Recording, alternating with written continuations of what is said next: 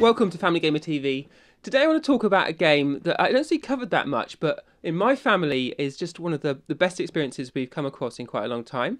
Now this is the Wonderbook experience. We've got it here on the shelf. Now I'm not sure if you've seen this. This is a big plush pop-up book. If we get it up there to the camera. But what's unusual about this, although it looks very much like a pop-up book as you open the pages, is that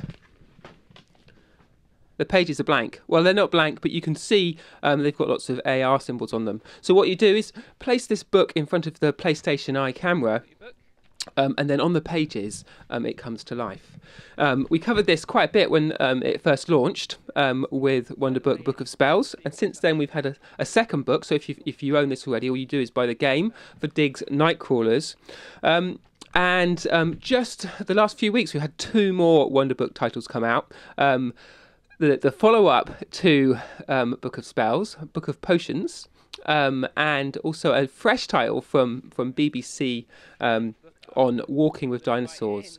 But today I want to talk about Wonderbook Book of Potions, which is a game my daughter has been really enjoying. So if you're familiar with how this works, you put the book in front of the camera, and then you use the PlayStation Move controller to act as your wand or different implements in the Book of Potions. Now, if you've played Book of Spells, you'll have a good idea of what this is like.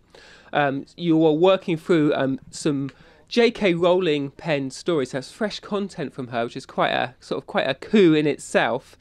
And you follow a story about the person who's written this Book of Potions.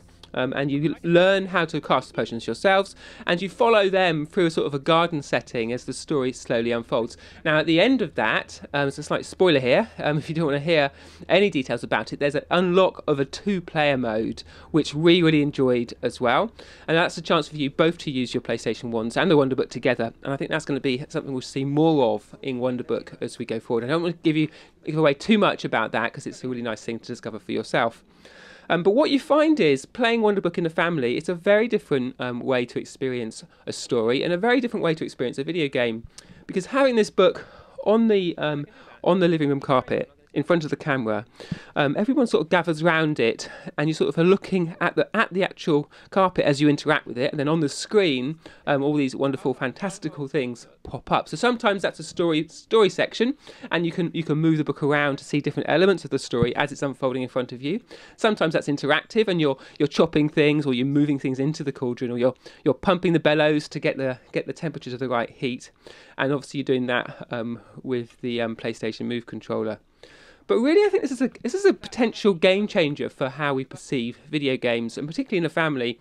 It attracts a new audience, and it engages us on a very different level. So rather than it all being about action and sort of high-octane drama, there's quite a calmness to a Wonderbook experience.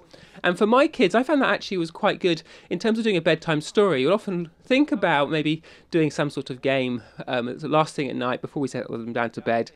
But often that just sort of pumps them up, and actually they don't get to sleep very quickly. But we found with Wonderbook, the calmness of the story and the storytelling nature of it actually worked really well. And then on weekends we could all sit down as a family and work through the different stories of Book of Potions. So there you go. If you're looking for something a bit different, and if you're looking for a different way to engage your family with a video game, maybe you're a parent and you want to dip into some different PlayStation games to attract different family members, or maybe you want to get your parents, your mum and dad playing. Well, I think Wonderbook and this particular one, Book of Potions, is a great opportunity to do that. We'll be back with more Family Gamer TV soon.